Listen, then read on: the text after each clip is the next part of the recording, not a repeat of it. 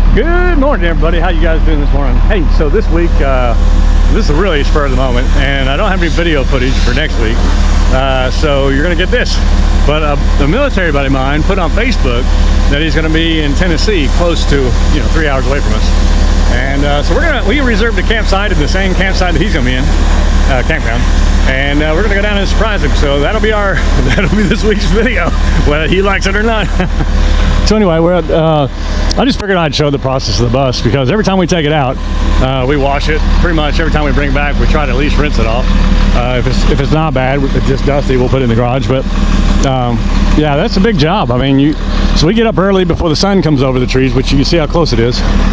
Because once sun gets this side, I mean, you can't get it. It's not a spot. I mean, you just can't get it dry fast enough. So we're out here working it. My wife is rinsing.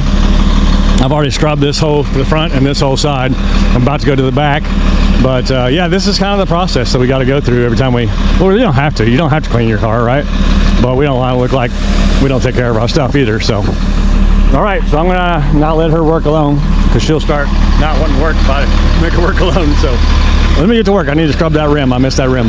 Let me scrub that rim, and then I'll rinse this side off. And we'll start on the back and the other side.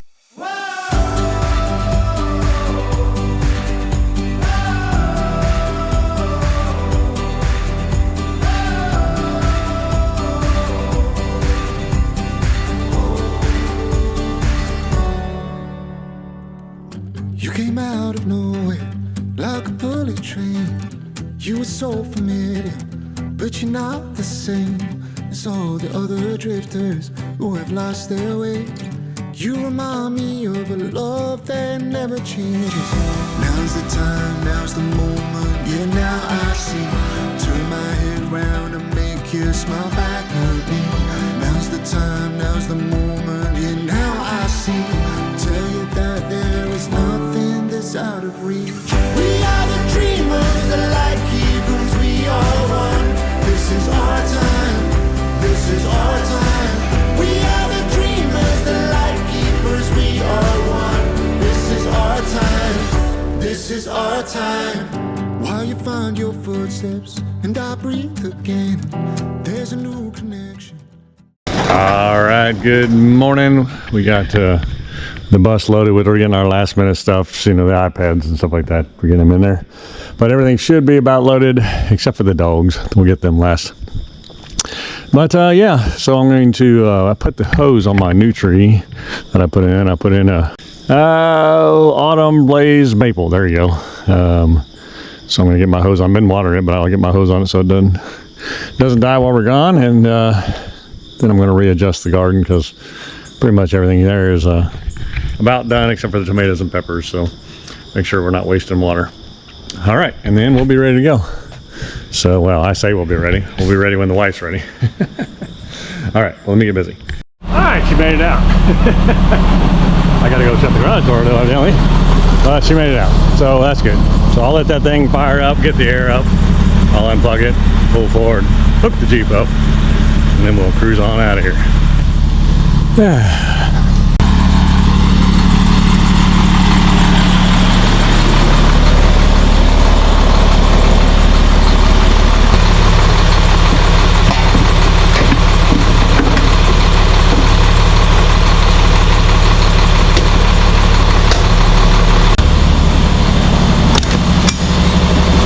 Good dogs.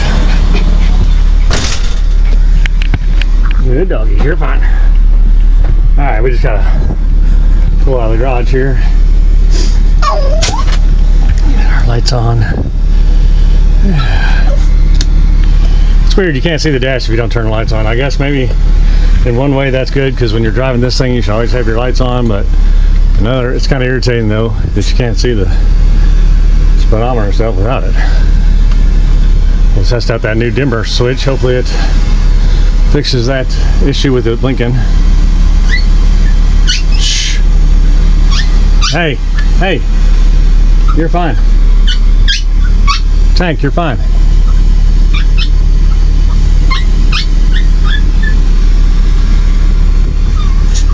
That should be good. All right, everybody be quiet. You're fine. It's okay. I know you're excited. It's okay. Stay, stay, stay.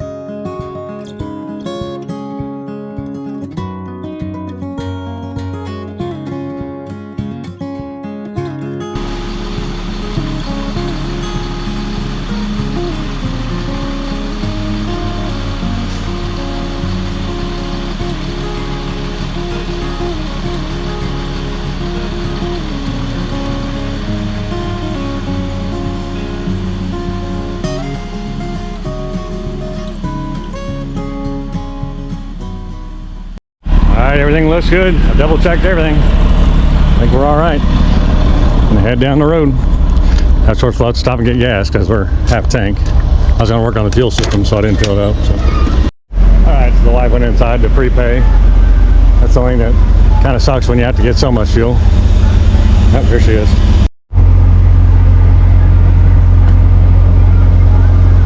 Every once in a while, this gas pump backs up, and it's doing it right now. It won't take gas very fast. I just got to play with it until I kind of get it in the sweet spot. It's popping like it was full, but nowhere near full. I don't even think the $200 I'm going to put in is going to fill it. We'll see.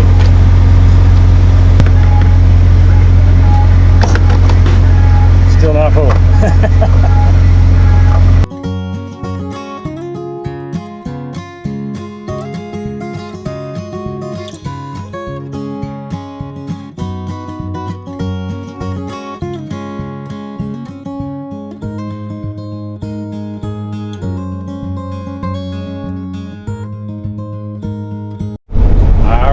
Coming up on the Tennessee border. You can get your cigarettes and lottery tickets. Ooh, windy.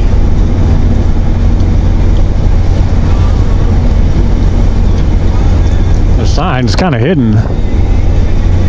There it is.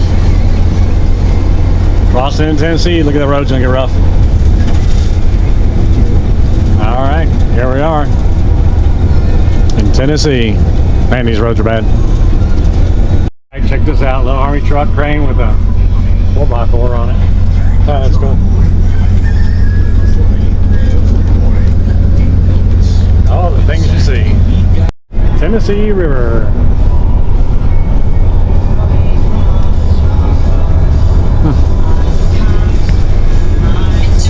There's an airplane. Must be getting close to what is it? What's that Air Force Base down here? Is it McGuire? What is that? McGuire. Yeah. Dang. Nah, I can't think of that little. Below Knoxville. We're below Knoxville now. There's a little air guard unit there. It'll come to me. So the sign back there doesn't help me at all. It says Air National Guard. I know it's Air National Guard. I want to know what the name of the base is. It's been a long. I've been there. It's been a long time. Tyson. Oh, that's it. Tyson. McGee Tyson. Is that what it is? McGee Tyson. Yeah. Yeah. Zoom in on it. I bet you it says McGee Tyson Air National Guard Base. I think that's what it is. McGee Tyson. That sounds right. There you go. Right there. McGee Tyson Airport Terminal. So it's McGee Tyson Air National Guard Unit. Yeah. Here, and the door won't open. The latch isn't working. So he's taking us to I got out the window with the ladder. Thank you. I unhooked the car, so my wife's got the car. And now we're heading to the campsite where I'll back in. Now hopefully he'll let me keep the ladder for a bit and I can work on the door.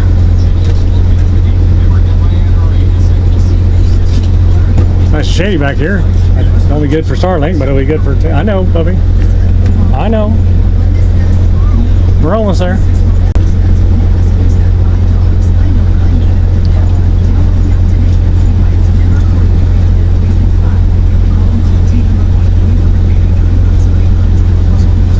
Alright, I'm going to put you down because I'm going to be backing up here in a second. Alright, we get here and the door won't open. It's crazy. I can see it now. It took me forever to get it open. I kept messing with it, putting my finger up in there. But if you look up in there, well, you're not going to be able to see it, but there's a spring off up in the top. So it's not pulling that latch back when it's opening it up, and so the door just wouldn't open. So anyway, after playing with it, I finally got it. But and then we got rearranged the thing. The park guy left us way over, so we get the ladder over here and get in and out.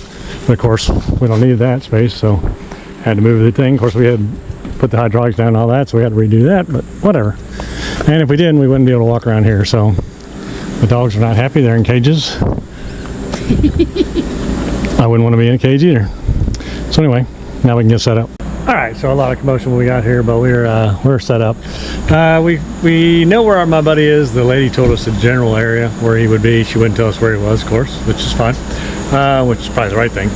So I got back on Facebook and looked up his, of course he posted he's a camper and all that stuff, so we know exactly where he is. And he's over that way on the river. So we are going to, well, we just took it easy for a bit and rested a little bit. He wasn't there. And then we're gonna get the bikes out, probably go for a little ride, maybe get a little dinner. And then I think we're gonna swing by and see him. So anyway, let me get the bikes out of here and we'll get some dinner or something. At least ride around anyway.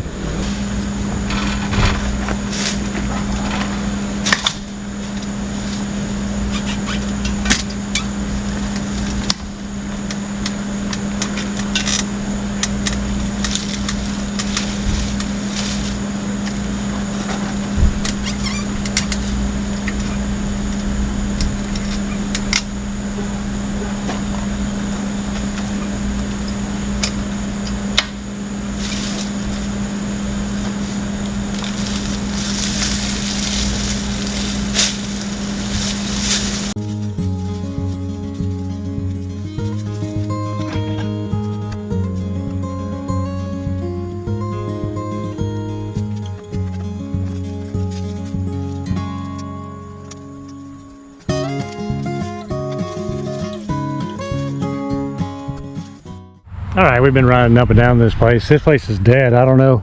I think it must be seasonal, and we must be out of season. I'll let you ride with this for a little bit. We're on the other side of the road now from what everything's on. But I mean, it's just dead.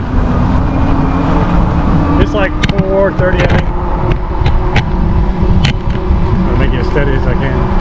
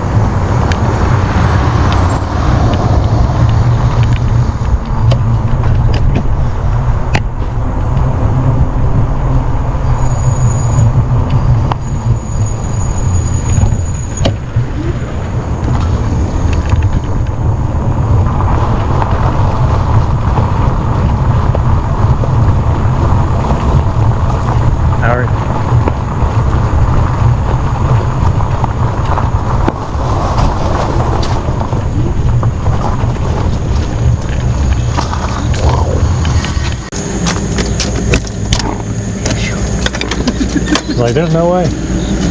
Come on. Go outside? I'm coming. Come.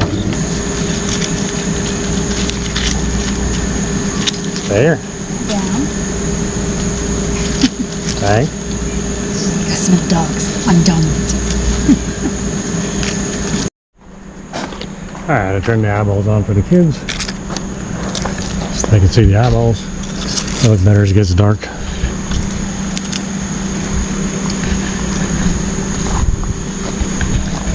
Alright, we're gonna make some slaw and some burgers, and then I guess we'll head over and see my buddy.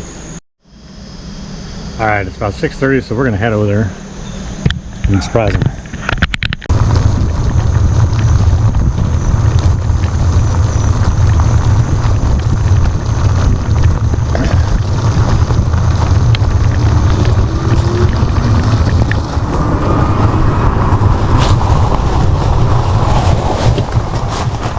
How you doing? How's it going? Is Mendenhall here?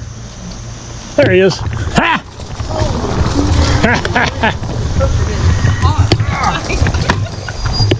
What's happening? Crap, old buddy.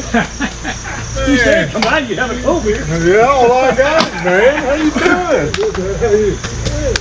Is he the one that was coming on Facebook? Yeah. Yeah. So this is Kevin is Everybody right. me. Right? What is that? Where's Mendenhall? Oh, man. Dang. Yeah. Well, Yeah. alright. That's a bunch of shirts. Well, we got them right behind you. I got pictures. All right. Well, it was a good evening. We sat around the campfire and talked about the old days. So we're going to hit the sack. See you guys tomorrow. So Dave don't like this, but this is Dave Minnow. And we were together in the Air Force years ago. You'll see me showing up at his campsite last night to surprise him, but I'm not going to tell you any of the stories he told. But yeah, I wanted to ask you, what is your favorite story about us in the Air Force back then? Oh. What pops out at you? What is the story? Without cussing. By the way, we're on the TV. It's gonna be tough. Yeah, I don't know if I got a one-off. One-off. I mean, I got two that are like. Oh, really? That, yeah. So one of mine is Kosovo. You took night shift. They sent everybody away, and I was actually QA, I think, at the time. And I had to come back to the bomb dump, and I did day shift, and you took the entire night shift. So we were young. I mean, young in rank too. And we took the bomb build, and we didn't have storage. We had to do storage stuff too. We had to pull our own stuff and bring it out. And all the troops went forward deployed because that's where the planes were supposed to fly out of. And they didn't go, so I had to come back from my group job to come out and run day shift. And we had to bring the nuclear guys out to work for us because we didn't have enough people. And you took, I think you were a staff sergeant? just staff, yeah. And you ran the entire night shift. And not only just the bomb builds, which were actually getting dropped every day. And I think the routine was 32 and 16, or is that right? 32 one day, 16 the next day? Yep. And so we had 2 shift, 1 shift, 2 shift, 1 shift. That was our battle rhythm. And yeah, and not only did you do that, you had to run storage. We had to, and so we had all the incoming trucks coming straight from the factory because we were burning stuff up so fast. It was just incredible. Just to watch you do all that. Yeah. The second story, go ahead. Yeah, when we did that was Chief Ivy was there, right? Yeah, Chief Ivy was there. He was on night shift most of the time. Yeah. Because that's when he had all his meetings. Right. And we'd get the frag. That's right. That's when everything came down. Yeah, we did that. Become one, Yeah. Inspectors worked for us. That's right. Storage. Everything. Line D. Everything worked. Yeah. It was just one shop. One group did it all. Everything, Yeah, that was a crazy time. That was a lot of fun. Yeah. That was when you made me go home. You escorted me out of bomb dump. 45 days into it. Yeah, we worked like, 45 days straight. You got to take a day off. And I said, when you taking yours? And you're like, don't worry about me. And you and Chief Ivy escorted me out of the bomb dump. I remember that. Yeah. It's a little salty. A little bit. The other thing I remember is, this is when we were really young. Dave was a little bit stubborn. And then it was good. It actually was really good for me, and I didn't realize it at the time. You were so stubborn, and not only were you stubborn, I can deal with stubborn. You were stubborn and smart, and you put those two things together. That's deadly. It is deadly. And you would have this whole thing thought out before you'd even come to my office, of course, of whatever it was that you were going to maneuver. And of course, I had no clue what you were going to want to do. And so I had to think like a fox, fast. Usually you're on track though. Honestly, you're on track. But I remember we got into it one day, and you were like, well, let's go outside then. And I was like, you know what, screw it. And we went out back, and I took my shirt off, and he took my. Now Dave is small compared to what he used to be. He's a big boy. And we went out back, and I was like a spider monkey for about 3 minutes. And then you rolled over on me, man, like crushed me, and I was just done. Just done. But our friendship, everything about us, our dynamic changed after that. And I think that's where we clicked. After that, we were like tied together from then on out. I don't think, And but I learned so much about supervision and how to deal with things and whatever from you that I carried in. You thought like a chief. And thinking like a chief, it really had to make me. I had to step up my leadership to even be able to deal with some of the stuff that you come up with, right? And how do you manage that? And it helped me all the way, even in the Pentagon. It helped me because you run across personality types all along, and chiefs. You were a chief at that age, acting like a chief at that age. And then of course that was nothing to me then when I was in the Pentagon because I had started way back then with you on how to deal with that kind of, that smart and tactical kind of person, kind of thinker, right? So it helped me grow. Let me go. So those are my two stories that stick out. Well, you know, of course, I reflect a lot on our career, my career, all of our time together. Sure. And, you know, you as always, you're right. We worked together. You were my boss most all the time. But you were a mentor to me. You taught me a lot. And you were the one guy that could control me. Keep me, you know, because I was stubborn, stupid, excuse me on the language. I do a lot of dumb things, but it's like I was telling my wife yesterday. You know, you are the reason why I retired, because I truly believe the way you mentored me and reined me in certain times. You wouldn't have done that, I would have self-imploded my career. No doubt about it.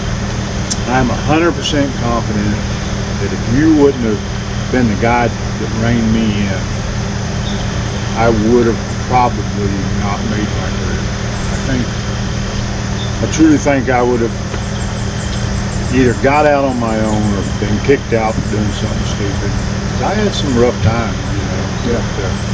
Yeah. So I give credit to you for me being able to make that 20-year mark. Well, I appreciate that. I think that's where the Air Force has it wrong, though, because we need guys like you. And then the Air Force then will 1 instance to 2 instances and then kick them to the third type thing instead of doing that, instead of meeting you where you are and trying to get you along or whatever. We do that a lot, I think. We because our career field, which is bomb building, for those who don't know, is a rough career. It's tough. And if you get a bunch of office type thinkers and people, the job ain't gonna get done. Right. You need rowdy, and you know. Of course, they always, you know, with me and you, especially me, they always said, "Oh, just put Dave in a box and break in case of war or whatever," you know. You know those fire things that say break glass in case of emergency? That's what we're talking about. So you just put us behind the glass and then you just break it when it's wartime. Yeah. You know, leave them in the box in the rest of the time, though. But you know, even, you know, of course, I retired in 2012, so 2011 was my last, you know, full year in the military, and that's why I inevitably retired when I did drop my paperwork, is because, you know, I got called up to the boss's office with a young kid, and then so I had to bring his supervisor, which worked for me, and then me. Supervision at the time, the kid did something minute, you know, didn't pay a bill or something, and they wanted to just crucify him. They wanted to, you know, Article 15. Yeah. And I'm like, what are you doing? Right. You know, I was like, don't you remember being a kid? Don't you remember being an airman? You know, and am I the only one that didn't pay a bill? You know, right. do stupid things, and had bosses that chew you out and guide you and help you. Oh, we're not going to tolerate that in the Air Force today. And I'm like, this is where we're separating. And I went right back to my desk and submitted my retirement papers. No, I did not want. I didn't have any fight left in me, and I knew at my stage I couldn't win the fight anyways. So just time for me to go. Yeah. So I did. Yeah, I think everybody comes to that point. Yeah.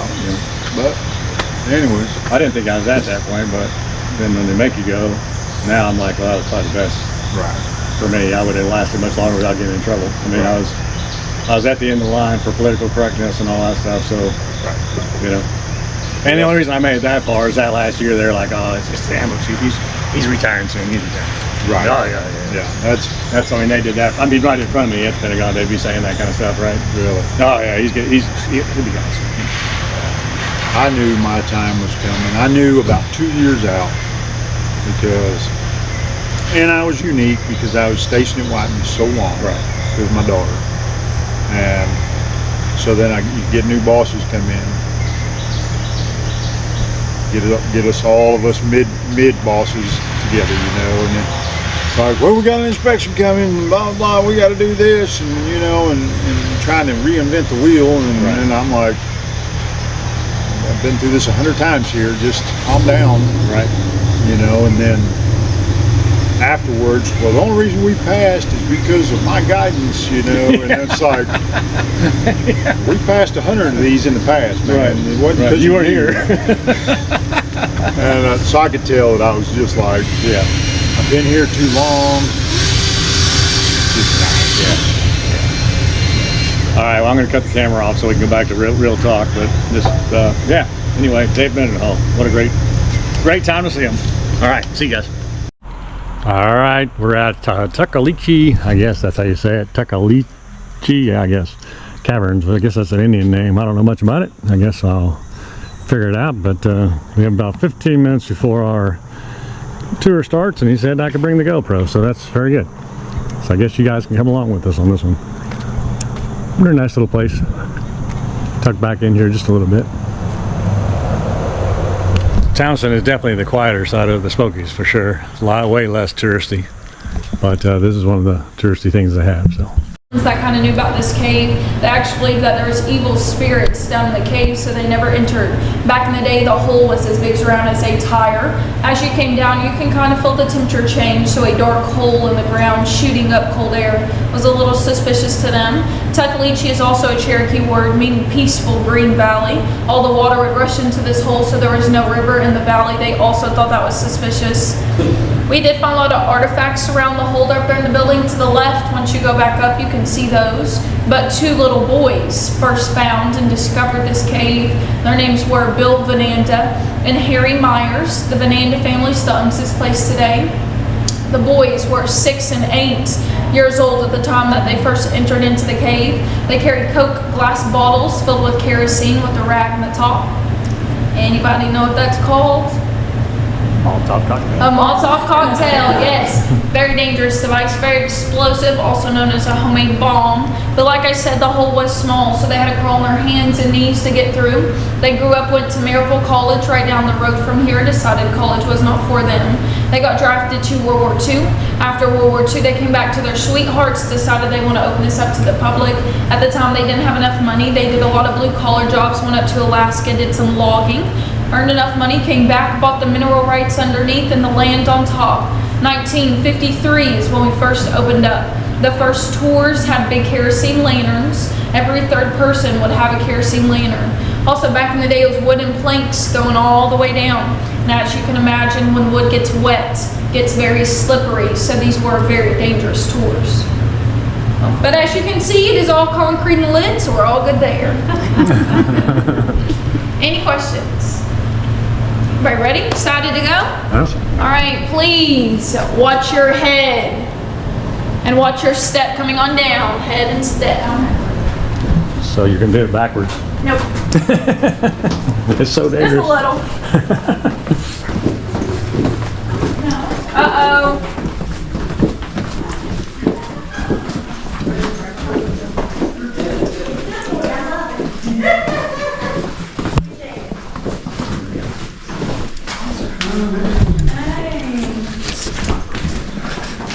She's fast. Back here on this wire is a can. This is an old Pabst beer can filled with tar. It is our hillbilly junction box that connects 3 wires. Wow. The black and blue wires are connected to a seismograph. This device is connected to the ancient bedrock of the cave. The monitor is upstairs. You can see that once you go back up. The government put it in here to surveillance any underground bombs, any bombings all over the world, any earthquakes. It is the most sensitive seismograph in the world.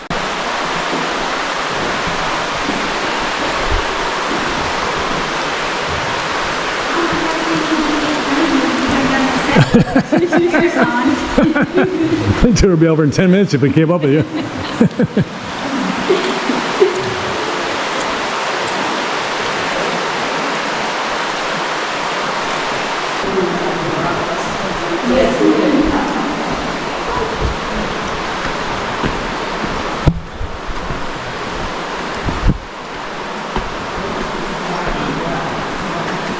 Where does the ladder go? Oh, that's where the seismograph is. Oh, okay. That's the only thing you can see of it, actually. Okay.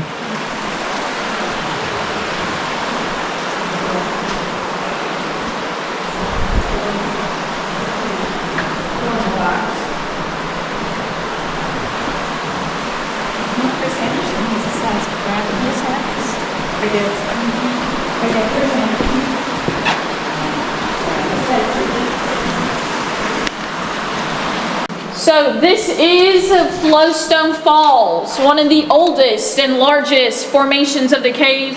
Flowstone is 22 million years old. From the bottom to the top is 90 feet. From the right to the left is 60 feet. So this formation has actually grown so much that it's cut off its water source, meaning that it is dead. So as you go by, you can actually touch it and kind of see where people have been putting their hands on it. I'm gonna ask you guys, please do not touch any of the wet formations. That means they're still growing and developing. What you do when you touch a formation, the oils of your skin will transfer to the rock right where you touched it, cutting off its water source, eventually killing it. So please do not touch any of the wet formations, but you can touch this one. The mighty hunter. Mud bug. Yeah. They lack nutrients. From the lack of nutrients in the water and food, they're blind, albino, see-through, or this grayish color, and they eat each other.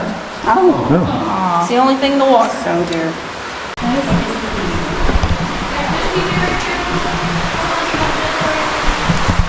Oh yeah, cool.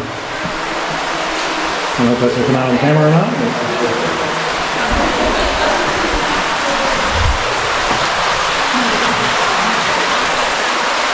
Is our cathedrals, our biggest group of columns in the cave. Then I am going to warn you guys, on the way up there is a 4-foot clearance. If you don't know what that is, there's a rock hanging down, only allowing 4 feet to get through. We call it our wishing rock, because if you hit your head on it, you're going to be wishing that you hadn't.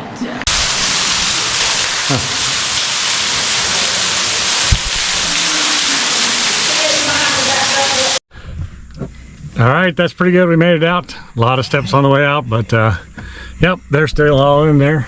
There's one other couple with us that came out. They're younger, but it'll be a while before the rest of them get to the top of those stairs. I can guarantee that. So, but we're gonna take off. Oh, there's a couple.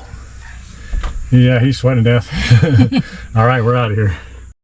All right, we're at the Little River Railroad Lumber Company and Museum. It's a free little museum they have here, but it does have a nice little Shea engine.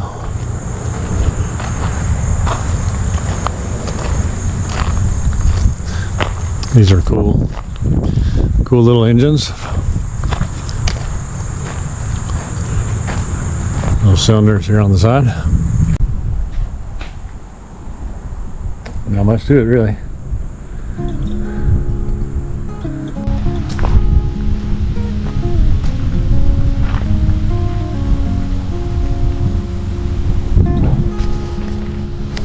They got a nice little museum. Walks through some of the stuff they had.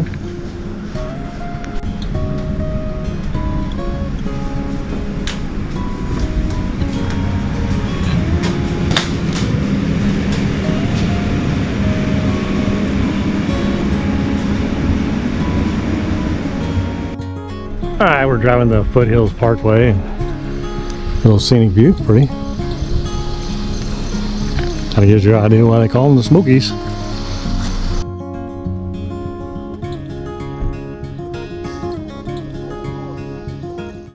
All right, so this was fun. It just started raining like a storm, and I didn't have time to fold these up and put them underneath the bus, so they were getting soaked, and I was worried about the electronics, so we brought them in here, and now we're drying them off. Fun. So I got the battery off that one and the seat off that one, put them in the bunk underneath before all this started, but well, what a mess.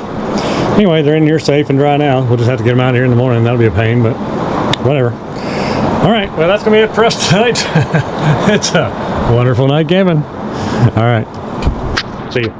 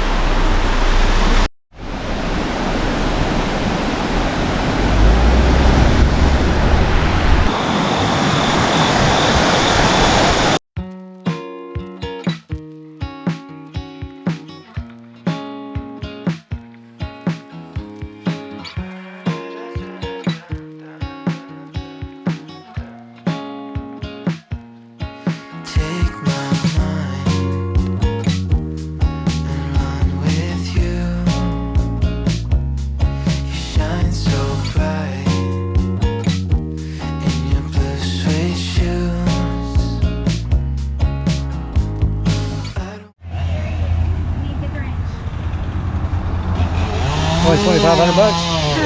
2,500 bucks?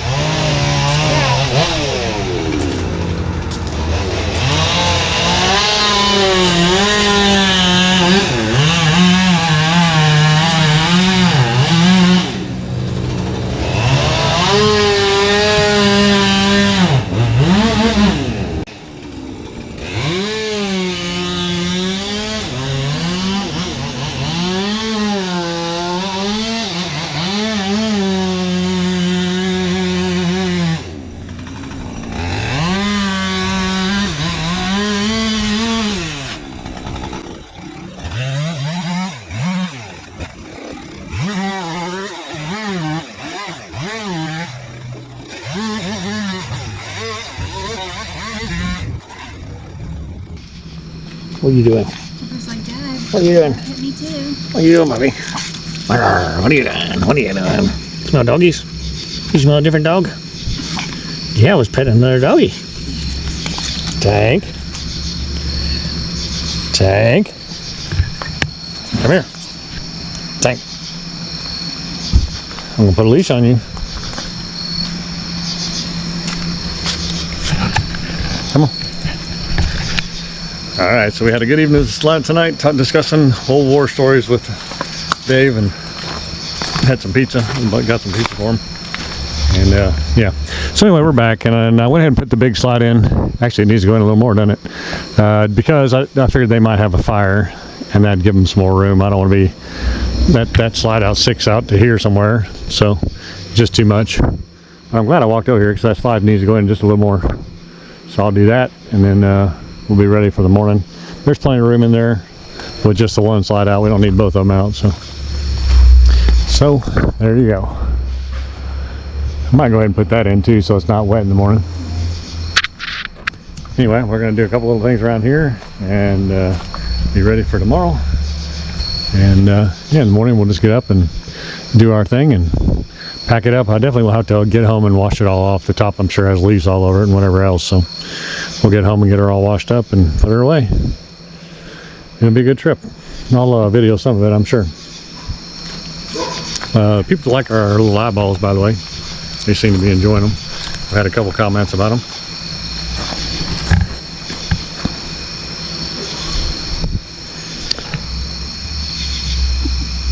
These eyeballs. I'll see you guys in the morning. All right, good morning. It's about 7:15 or so. We've been up for a bit, getting stuff ready to go. She's doing what she does.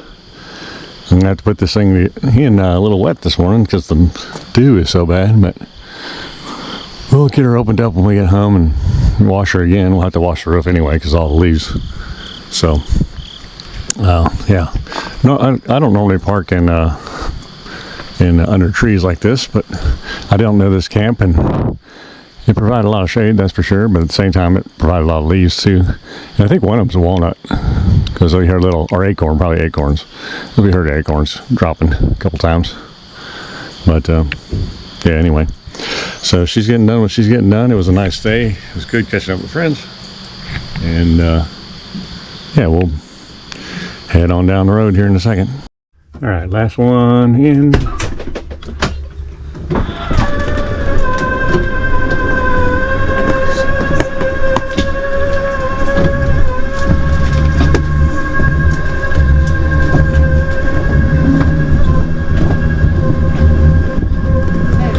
Get your buddy.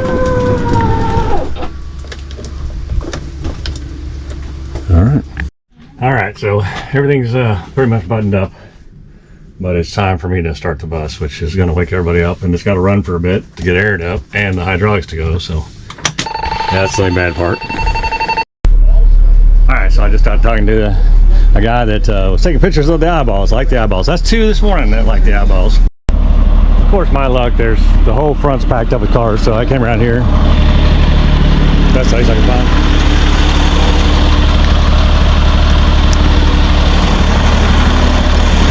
All right, that's cool. Another guy came by and said they enjoyed the eyeballs. All right, we're all hooked up. Everything looks good. Now we're just waiting on her to get in neutral and do her thing. Morning, Dave. All right. better get out of here before we wake everybody up. Good seeing you. Oh yeah. Do you drive down the road with your eyes on? Or do you turn No, them I'll off? turn them off now. I can change the color. I think I can do it. I think it's legal if I make them like yellow or something, but they change colors. But see you, buddy. All right, well, there goes Dave. He came out, so that's cool. We did get to see him, so that's one benefit of stopping right there. All right, we're hooked up. Now this will be the easier part, but if that generator guy is gone, it will be anyway. So. Lay down.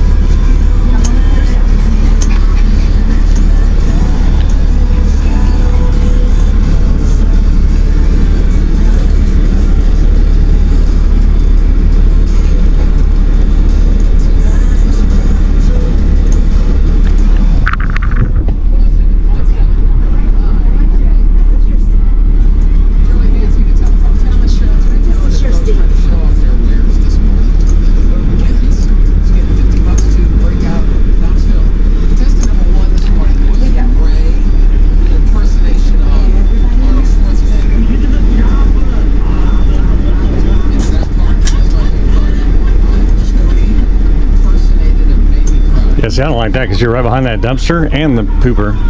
So you get both fumes. And I think that's the dog. It is. That's what I'm talking about, yeah. That's nice. At least they moved. That spot up there, that very first one, that's Yeah. a big spot. It is, but you got that tough side to get around. Yeah. But it is big.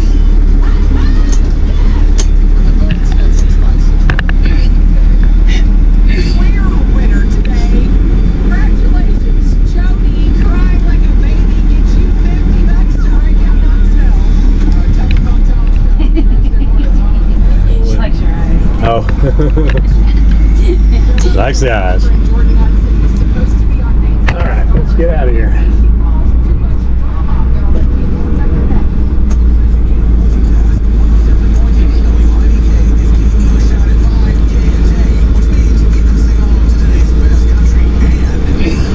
All right, off we go. We made it out. All leaves are blowing off the roof, which you got a ton of them, I'm sure. Water coming off, everything else. So, all right, we're out of here.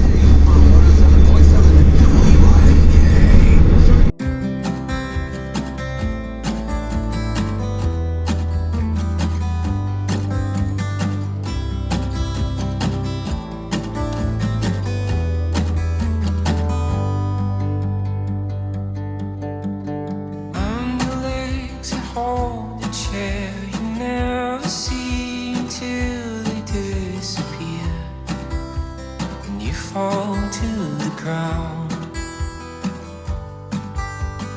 I'm the coat that shields the rain, to keep you dry, you never will complain. You don't need me in the sun. And I can feel that we're building every day. But I will stay where you need me. I know my heart made my foundation shake. But I won't change till you tell me.